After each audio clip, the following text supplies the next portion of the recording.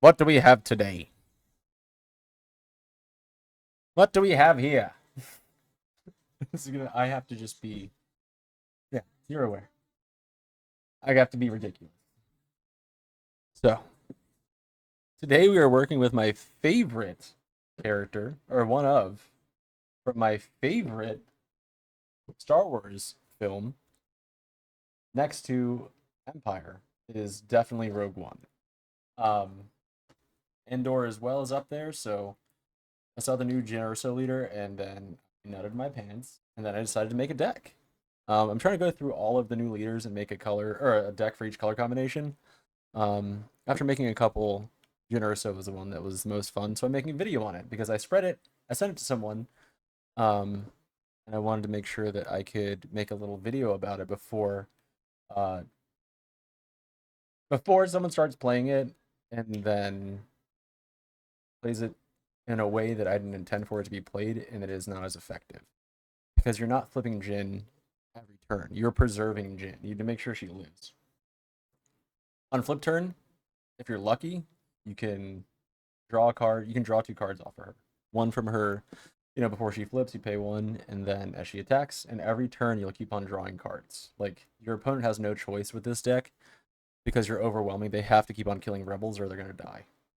Or early on in the game, they just get board advantage. You never gain it back. So that's what this deck is meant to do. It's just flood the board and keep on flooding the board until you're just value trading the whole time. You're just playing for value the entire time. All the rebel synergies. So we have Han as a rebel, Bodhi is a rebel, C3PO is a rebel, Mina Monturi's just in there for drawing cards. Like early on, if they're aggressive early, you want Mina to not only restore health, especially if they're in the air, but also for the drawing the card. You know, you need to keep card advantage the whole time because you're trying to outlast. That's why we went data. Data vault is because you're trying to just keep on valuing until you have board advantage, and you need that 3 extra health and 10 cards to make sure you can get there. Um, so we have Sintikaz. I mean, we have a bunch of Sentinels that will direct most damage towards the ground, and if they're fighting in the air, we have some Blue Leader. We can stop there. We can stop him there with Blue Leader. That's a huge weakness, as with any like overwhelm deck, is that they can just lane dodge you, and then you're just boned. So we have some things to deal with a lane dodge in space. So we have some direct hits. This is just for the ground. I'm not sure how effective this is yet. I actually haven't played it once. So it seems good, but with all the other shit in the deck, we don't need to have. There is one occasion where I can use it, and I'll keep it in for now. It's when I play Timely Reinforcements into like a Devastator or something. So I need to play Timely and then Barracks as well. It's 2 cards, but you get pretty good value out of it. So, um, we'll see if that works. Uh, Nothing Left to Fear, great fucking card in the new set. Like I get to bite, not a fight. I get to bite. Nice. Well, kind of. Haymaker's the bite.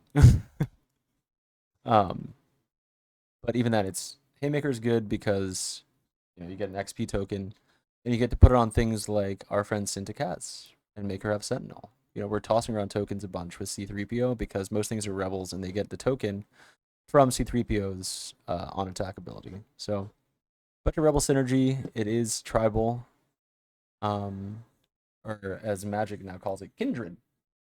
Um, we have the Galen Ursos just to deal with anything that might be like condemn. People, I just love naming condemn. That's a huge weakness is condemn and kill switch. Um, with the Amidala just for board presence, just like create three things and just put more on the ground. We can even put Fulcrum on her if we need to give everything else rebel. Like anything that isn't rebel typed, I just throw fucking Fulcrum on it. Fulcrum, actually, you know what we should do? No, not Haymaker. Dark Uprising. Let's see what happens. So anyways, this is a deck list. We'll just play it and see how it works out. It's just value. Like just putting units out. If the rebels they die, and we just draw another card. And hopefully we can make them attack our rebels enough with swarming that we can get to late game and play Bo-Katan. That's like really what it is. It's just like getting value until you can Bo-Katan and then keeping things out of the air. So if you can get the Bo-Katan out, they are BONED. Anyway, we have things to deal with air here. Have reinforcements, lost and forgotten, especially hyperspace disaster, just in case. But direct hit really helps. Armor fortune. This is for if they're on the ground. We have a sideboard specifically for two things: defeating credit tokens, because I don't want people ramping. That's a new form of ramp. And we have hyperspace disaster to deal with, additional hyperspace disaster to deal with just so much shit in the air. More lost and forgotten, just in case they have like big capital ships they need to deal with. Armor fortune, we'll see. Airman, Ice Front, build might start with. So the Stalwart Fleet Trooper was for like Sabine. So I'm just keeping that in the sideboard for now. Just to not forget about it for later. Because I'm gonna keep on workshopping this. That's something that I do, is that I'm gonna record me playing it and then fucking getting trounced, and then what I adjust afterwards after finding weakness in the deck.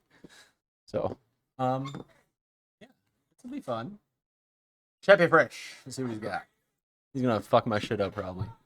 Because he's just gonna murder my stuff and make XP tokens out of it. So what we need to do, 3PO, moral authority, maybe. Yeah, okay.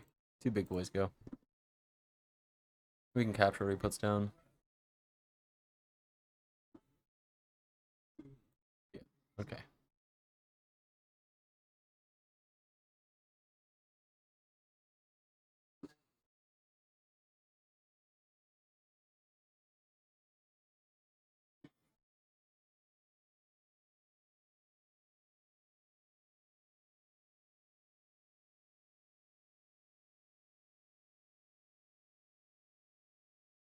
Okay.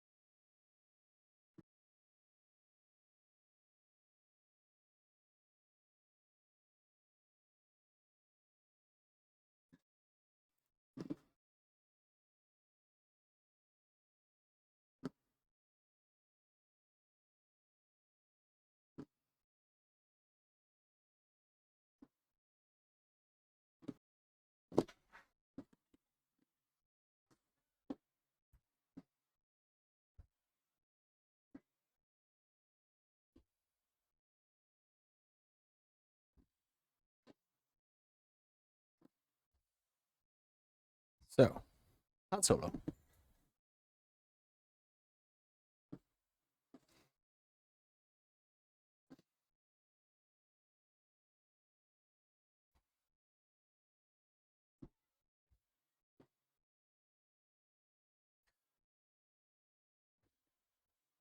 All right. We can just kill switch it, right? Bloop.